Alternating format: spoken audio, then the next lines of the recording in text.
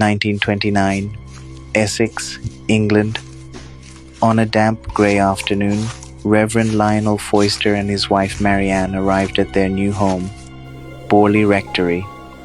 Towering, ivy-covered, and eerily quiet, the building seemed like something out of a dream or a nightmare. The villagers offered polite smiles, but none of them said what they were really thinking. Everyone in town had heard the stories, whispers of lights flickering by themselves, apparitions drifting through corridors, unexplained footsteps pacing the upper floors. Some called it superstition. Others refused to even walk past after dark. For the first few weeks, the Foysters heard odd things. Bells ringing in the night, cold gusts inside closed rooms, and the sound of something being dragged across the attic floor. But they dismissed it all. Old houses make noise. The structure settles. Nothing more. But it didn't stop. It escalated. One morning, Marianne woke up with 3 deep scratches across her back. She had locked the bedroom door from inside. There was no way anyone could have entered. She said she'd heard whispering during the night. A woman's voice, software, begging her to leave while you can. Then came the writing. On the walls, inside mirrors, sometimes behind furniture. It wasn't paint, it wasn't pencil. It was some kind of smudged black ash or soot. Always the same words. Marianne, please help me. The house didn't just want attention, it wanted her. Soon, objects began flying off shelves. A heavy vase shattered inches from her feet. Books launched themselves from the study. Doors slammed with a force that shook the entire frame. Lionel witnessed it too. He watched a crucifix twist itself from the wall, then fall face first onto the floor. Their daughter began talking to someone unseen. A tall woman in gray, she said, dressed like a nun. She stood in corners and never spoke, except to cry. Her eyes were hollow. Her hands never moved. When Lionel and Marianne entered the room, the woman would vanish. Word spread, and Borley Rectory caught national attention. The Daily Mirror invited a famous paranormal investigator named Harry Price to examine the place. He arrived with cameras, spirit mediums, and a full team. The moment he stepped through the doors, the energy changed. There were knocks that responded directly to questions, cold spots that followed people down the hall. Seances revealed names of spirits, some who claimed to have been murdered. Candles blew out one by one, even without wind.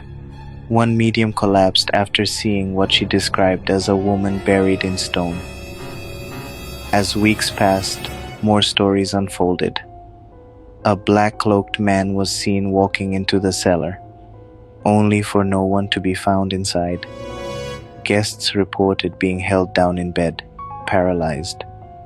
Some fled in the middle of the night, refusing to speak about what they'd seen. And then, in 1939, disaster struck. The rectory caught fire.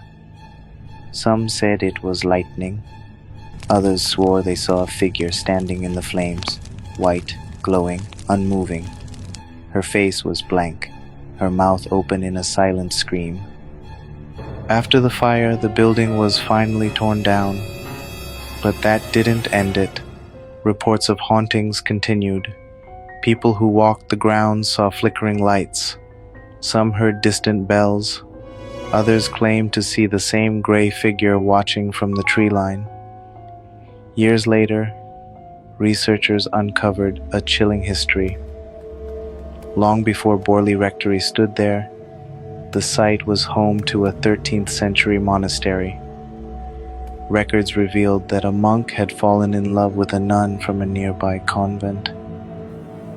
They attempted to run away together, but they were caught. The monk was executed. The nun was bricked into a wall, alive. She was never found, never given a proper burial, and many believed that her soul remained trapped, reaching out to any woman who entered the house, especially those who listened, especially those named Marianne. Then came the final twist. Years after the fire, skeptics accused Harry Price of exaggerating his findings. Some believed he faked phenomena to gain fame. A few even claimed the whole story was a hoax.